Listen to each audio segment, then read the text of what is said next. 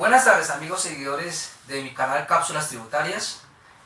Una vez más agradecerle por la suscripción a mi canal, por el seguimiento a mis videos, invitarlos a que lo compartan con todos sus amigos y colegas para que pues motiven este trabajo que se ha venido haciendo a lo largo de estos meses, y con todos ustedes vamos a seguir trabajando para el bien de la comunidad contable y tributaria de nuestro país. Hoy continuaremos con la tercera parte del tratamiento del régimen de personas naturales sobre las modificaciones que introdujo la ley 1819 y todo lo que se debe cumplir ahora en las fechas que se nos aproximan del vencimiento de impuestos para las personas naturales. Nuestro video número 23 va a tratar pues la continuación de lo que hemos venido hablando. En todo caso, recordarles por favor a que se suscriban a mi canal por YouTube Cápsulas Tributarias, a mi blog Cápsulas Tributarias, por Twitter también me pueden seguir. Bien, hoy vamos a continuar con el tratamiento entonces del régimen de las personas naturales. En nuestros videos anteriores habíamos tratado sobre el tratamiento de tributación de las personas naturales de no residentes y de sucesiones y líquidas no residentes. En la parte 2 del video habíamos tratado sobre cómo tributan la cédula de rentas de trabajo y de pensiones para el caso de las personas naturales residentes y sucesiones y líquidas de causantes de residentes. Bien, en esta parte 3 de nuestro video pues continuamos con el sistema cedular. Especialmente vamos a hablar de las rentas de capital, de la cédula por rentas de capital y de la cédula por rentas no laborales, que es otro uno de los cinco sistemas de determinación de rentas cedulares que estableció la ley 1819 y sobre el cual pues ya habíamos hecho algunas precisiones en nuestro video anterior, pues que por ahora pues no vamos a repetirlas. Recordarles que, y es importante en esta parte que vamos a tratar de esas dos cédulas, pues que para ellas sí se habilita el concepto de costos y gastos, y pues lo que establecía y la definición que trae o la aclaración que trae el decreto 2250 es que esos costos y gastos están asociados al concepto que se enmarca de una necesidad y causalidad por la generación de esa renta. Entonces, ese costo y gasto es nada más y nada menos aquellas erogaciones en que debe incurrir esa persona natural para la obtención de esa renta. A diferencia del concepto de deducción o renta exenta, que está atado a un beneficio tributario que tiene esa persona natural. O sea, una cosa es un beneficio tributario y otra cosa es un costo o gasto que guarda una relación de necesidad y causalidad con la renta. Por eso es que esa diferenciación va a ser importante, porque el beneficio tributario está limitado para el caso de esta cédula al 10%, mientras que los costos y gastos más allá no están limitados, porque básicamente la regla de control es que cumplan, pues que se haya hecho a través de los medios de pagos que correspondan, que la factura cumpla requisitos, más allá, digamos, de otras cosas. Pero bien, eso lo miramos ahora. ¿Qué nos dice la norma y cuál es el contenido de las rentas de capital? Dice, por rentas de capital van a tratarse todos los intereses que reciba esa persona natural. Todos los rendimientos financieros van a ir a esa cédula de rentas de capital. Los arrendamientos van a ir a esta cédula de rentas de capital. Y todas aquellas regalías y explotación de la propiedad intelectual hacen parte de la cédula de rentas de capital. Entonces, son 5 conceptos que están enmarcados en esta cédula y que todas las personas naturales residentes que reciban algún tipo de ingresos por esta fuente las van a llevar y a cedular en este componente de la cédula de rentas de capital. Los dividendos que reciba una persona natural no se consideran ni un interés ni un rendimiento financiero. Ellos se van por la cédula de dividendos, como lo vamos a mirar más adelante. Por lo tanto, todo lo que corresponda a rendimientos, intereses, regalías, para esta cédula. En la cédula de rentas no laborales van a ir todo aquello que no sea susceptible de clasificarse, o sea, de ubicarse como renta de trabajo, como renta de pensiones, como renta de capital o dividendo, van a ir a la cédula de rentas no laborales, como si fuera la residual de todas las 5 cédulas que tenemos. Adicionalmente, a esta cédula van a ir los 2 conceptos que habíamos venido mencionando anteriormente, o sea, honorarios, es decir, aquella persona natural, aquel profesional que contrate de manera directa o indirecta 2 o más trabajadores asociados a esa actividad generadora de renta, ya sea a través de un contrato laboral o de un contrato de prestación de servicios, por 90 días continuos o discontinuos, que como mínimo 2 de ellos tienen que completar esos 90 días, van por la cédula de rentas no laborales. Aquí es importante una aclaración, que tienen que ser asociadas a esa actividad generadora de renta. Es decir, por ejemplo, el médico, si el médico tiene un consultorio médico, tiene un asistente del consultorio y tiene una enfermera del consultorio, si esas dos personas las tienen por más de 90 días continuos durante el año, 1 de enero al 31 de diciembre, todos los honorarios que reciba ese médico, tanto los que reciben en el consultorio como los que reciba por fuera del consultorio, van a ir a cédula de rentas no laborales. Otro ejemplo, si ese mismo médico tiene un contrato de prestación de servicios con una IPS y allá le pagan unos honorarios fijos por ir a atender más, él recibe honorarios por su consultorio médico y en el consultorio médico cumple la definición de honorarios, todos son más vinculados por 90 días continuos, todos los honorarios que le paguen, independientemente que en la IPS él preste el servicio directamente, van a tener que enmarcarse dentro del concepto de renta no laboral. Es decir, la retención en la fuente que le vayan a practicar en la IPS donde él preste ese servicio será la retención en la fuente correspondiente a honorarios, no a rentas de trabajo. Porque todos esos ingresos tendrá que llevarlo a la cédula de rentas no laborales. Eso es muy importante. Y segundo aspecto importante es que tienen que ser esas dos personas asociadas a esa actividad generadora de renta. Es decir, el médico no puede decir, sí, yo tengo a mi asistente de mi consultorio y a su vez en mi casa tengo a la señora que me presta los servicios de ama de casa, me cuida mi casa, y yo le pago a ella y entonces digo, ya tengo 2 personas. No, pues los servicios, o sea, el valor que le pague y remuneración que le pague la señora de la casa no hace parte de una actividad asociada a la generación de la renta, que son sus servicios médicos. Por lo tanto, esos no son. O si tiene si paga usted también al conductor, no, eso no tiene nada que ver con la actividad generadora de renta. Entonces tiene que ser netamente con la actividad generadora de esa renta. A su vez, también van a estar dentro de esta cédula de renta no laborales esas compensaciones de servicios personales que habíamos mirado en la definición anterior, que se decía que sí, la definición de compensación de servicios personales, excepto si se cumplieran estos 3 requisitos, no se trataban como una renta de trabajo, sino que se iba a tratar como una cédula, como unos ingresos en la cédula de rentas no laborales. O sea, si se cumplen estos 3 requisitos A, B y C de la definición de compensación de servicios personales, esos ingresos que reciban se van para la cédula de rentas no laborales. Esas son las 2 excepciones que hay que considerar para saber si esos 2 conceptos están en rentas de trabajo o van a estar dentro de la cédula de rentas no laborales. Hay que tener en cuenta eso en ese momento. De igual forma, van a ser parte de esta cédula de rentas no laborales otros conceptos que lo vamos a mirar más adelante.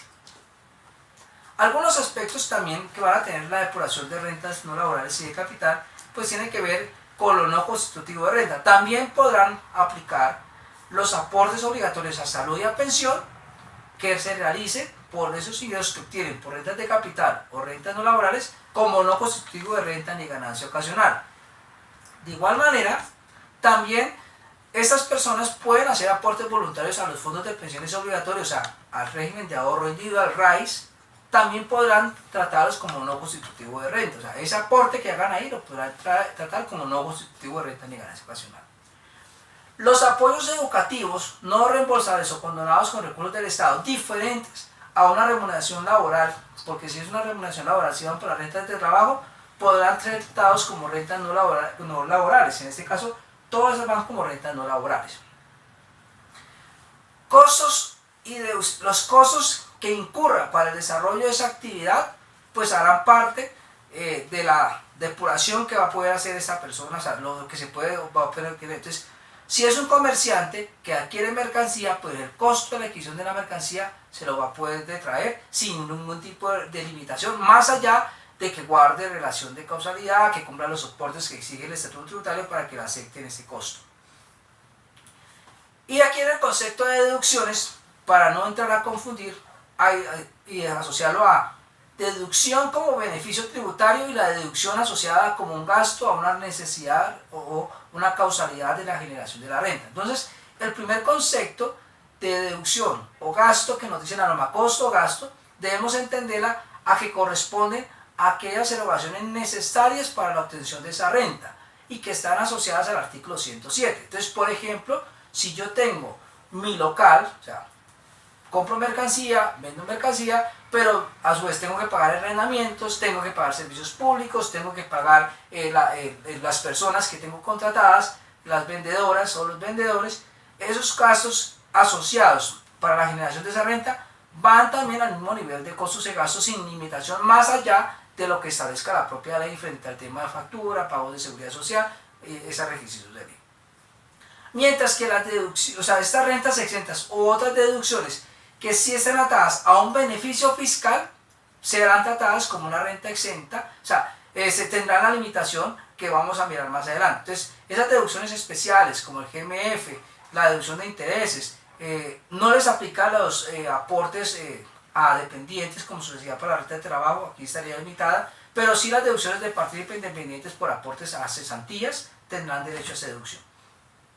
Y van a poder detraerse en las rentas exentas que correspondan sobre esa generación de renta y que sea aplicable para ese tipo de ingresos que tienen. Entonces, por ejemplo, si es un hotel, si es una persona natural que construyó un hotel con los requisitos que se establecían, pues podrá detraerse la renta exenta, con las limitaciones que ya vamos a mirar. Podrá también detraerse aportes voluntarios a fondos de pensiones voluntarias, aportes a las cuentas de ahorro para el fomento de la construcción. Tanto las rentas no laborales y de capital les aplica lo que acabamos de mencionar. Pero ¿qué pasa? Esos beneficios fiscales, como rentas exentas y deducciones atadas a beneficio fiscal, sí van a estar limitadas al 10% de un subtotal o 1000 VTs para esa cédula. Entonces, esa es la limitación que va a tener. No les va a aplicar limitaciones, o sea, las rentas que sean provenientes de la decisión 578 de la Comunidad Andina de Naciones, ahí esas son las únicas que no les aplica la limitación del 10%. Si tienen rentas exentas por otros conceptos, sí les van a estar limitadas. Mientras que esas rentas no estarán limitadas porque es una norma supranacional. Bueno, las tarifas aplicables a las cédulas de rentas de capital y rentas no laborales la podemos observar en el numeral 2 del artículo 241 del Estatuto Tributario. Básicamente, ese es el cambio trascendental de la ley 1819 frente a la tarifa que veníamos con las otras cédulas de rentas de trabajo y de pensionados. Y aquí es donde hay una mayor grabación, una mayor progresividad para ese tipo de rentas que se obtienen por ese tipo de personas naturales. Tanto es así que la tarifa arranca desde una renta líquida depurada de 600 VTs, más o menos 19 millones de pesos, y va siendo progresiva con una tarifa marginal del 10% hasta una tarifa marginal del 35%. Como ustedes puedan ver con las personas naturales de rentas de trabajo, era la misma tabla que habíamos manejado con del 19, 28 y 33%. Esta va hasta el 35%. Y si solamente tengo rentas por rentas de capital, aplicaré esta tarifa. Pero si la persona natural tiene rentas, ingresos por rentas de capital más rentas no laborales, sumará esas rentas líquidas ya depuradas y le aplicaría, determinará la nueva base de renta líquida agravable y le aplicará esa tabla que ustedes pueden observar en la diapositiva. Un ejemplo sería de la siguiente manera. Supongamos que una persona natural recibió 100 millones de pesos de ingresos por rentas de capital, llámese arrendamiento, rendimientos financieros, cualquiera de los conceptos que mencionábamos anteriormente. Y esa persona también hizo aportes a salud y pensión, o los obligatorios, ustedes pueden tratarlos como no constitutivo de renta ni ganancia ocasional. Y también ha tomado la decisión para ir creciendo su pensión como un aporte voluntario a pensiones en el sistema de ahorro individual y lo tratará como ingreso no constitutivo de renta ni ganancia ocasional. Acuérdense que esos aportes que se hacen bajo ese concepto única y exclusivamente pueden ser utilizados para su pensión. Si esa persona lo retira sin cumplir ese requisito, la retención en la fuente será del 15%, y en el año en que lo retire tendrá que sumar eso como una renta líquida agravable en esa cédula donde él se tomó esa ventaja fiscal. Ahora, si para obtener esa renta de 100 millones de pesos, supongamos por arrendamientos, esa persona tuvo que incurrir en adecuaciones de la casa que va a arrendar o algunos gastos asociados para ese bien inmueble que va a arrendar, pues puede tomarse esos costos y gastos, los cuales pues él debe tener soportados cuando la administración tributaria le pida los soportes para comprobar esos 35 millones de pesos, él los tendrá que demostrar. Disminuye ese valor a los 100 millones de pesos, entonces le da que él tiene un subtotal de 48 millones 600. A ese subtotal es que le aplica el límite del 10% o 1000 VTs. El 10% sería de 48 millones 600, o sea que lo máximo que se puede traer como renta exenta y deducción como un beneficio fiscal serían 4 millones 860. O 1000 VTs que son 31 millones 859. Como es la menor, entonces sería 4 millones 860. Si esta persona, supongamos, hizo ahorros por AFP, a fondos de pensiones, o AFC, del 126-1, del 126-4, por 15 millones de pesos, pues lo máximo que se podrá detraer serían 4 millones 860. Por lo tanto, del subtotal de 48 millones 600, le restan los 4 millones 860, le da una renta líquida agravable de 43 millones 740 mil. Que si solamente él tenía rentas por esa cédula de capital, va y aplica la tabla que mencionábamos anteriormente, la divide por la VT 31.850, suponiendo que es 2017, le daría una renta líquida de 1.373, es decir, le daría un impuesto de 115 VTs, pagaría 3.652.000 para este ejemplo que tenemos acá. Si una persona natural, otro caso que tenemos aquí, para el caso de rentas no laborales, tiene ingresos por concepto, digamos es un comerciante, recibe, o sea, vendió 100 millones de pesos por mercancía, venta de mercancía, ahí estarían los 100 millones de pesos. A su vez, esta persona recibió ingresos por honorarios. Supongamos que en este ejemplo sea un abogado, un contador, o cualquier persona que a su vez pues presta un outsourcing contable y tiene contratado 2 auxiliares, los contrató por más de 90 días de manera continua y discontinua durante todo el periodo del año, y se marcó dentro del concepto de honorarios para ese ejercicio, entonces tiene 20 millones de pesos por honorarios y 100 millones de pesos como rentas por la venta de mercancía, para un subtotal de 120 millones de pesos. También esta persona natural, él como persona natural, hizo aportes a salud y a pensión por 13 millones 680. Supongamos que también va a hacer aportes voluntarios a pensiones para mejorar su pensión a futuro, y tiene costos y gastos asociados a la generación de esa renta, o sea, por la venta de la mercancía, los costos asociados a ese, por pagos de personal, por los arrendamientos de local donde tenga su negocio, por los servicios públicos asociados a la generación de esa renta, y eso suma 78 millones de pesos debidamente soportados, cumpliendo los requisitos que establece el estatuto tributario. Entonces esta persona tendrá derecho a tomarse costos y gastos por esa renta de 78 millones de pesos. Al restar sobre los 120, entonces dice, que mi subtotal serían 23 millones 320 mil. A ese subtotal le aplico el 10% o 1000 VTs y me dice lo máximo que usted puede llevarse como renta exenta serían 2 millones 332, es decir, el 10% de 23 millones 320. Como no supera los 31 millones 850, entonces eso será lo máximo que pueda llevarse. Si él se va a llevar incentivos a AFP, también va a hacer aportes voluntarios a pensiones o aportes a fondos de construcción. O supongamos que este señor tenía un hotel y antes de la reforma tributaria todo era renta exenta, pues ese excedente va a decir, mi renta exenta son los 23 millones 320. Pero ¿qué va a pasar? Que lo máximo que se puede llevar son 2 millones 332. Entonces, así tenga todo el 100% como renta exenta, la ley lo que dijo es, no me interesa, no eliminó las rentas exentas, sino que dijo el límite máximo son el 10%, o sea, 2 millones 332. Por lo tanto, del saldo que teníamos, 21 de los 23.320, se puede restar 2.332 para decir que tiene 20 millones 988. Por lo tanto, su impuesto sería, en este caso, para esta cédula, si este señor solamente tiene esa renta, serían 6 VT, o sea, 187 mil pesos. Supongamos que es la misma persona natural que tuvo rentas de capital y rentas no laborales. En ese caso, cada cédula la depura por aparte y determina que la cédula por rentas de capital son 43 millones 140 y por la cédula de rentas no laborales 20 millones 988, la suma y determina la consolidación de las dos cédulas, serían 64 millones 728. Va a la tabla del numeral 2 del artículo 241 y determina que el impuesto para esas dos cédulas sumadas son 250 VT, es decir, 7 millones 949. Ahí tendría que sumar esas dos cédulas como se la nota. ¿Qué es importante que tengan en cuenta? que un mismo beneficio fiscal no puede estar en ambas cédulas. Es decir, si esta persona dice, yo me tomo el incentivo de AFP en rentas de capital y dice, no, como está limitado, me llevo un pedacito para renta no laboral, sobre esa misma base de determinación no lo puede hacer. O se la toma en rentas de capital o en renta no laboral, pero no puede sobre un mismo hecho económico tomarse la ventaja fiscal en ambas partes, así está limitado a ese 10%. Eso es lo que tienen que tenerse en cuenta.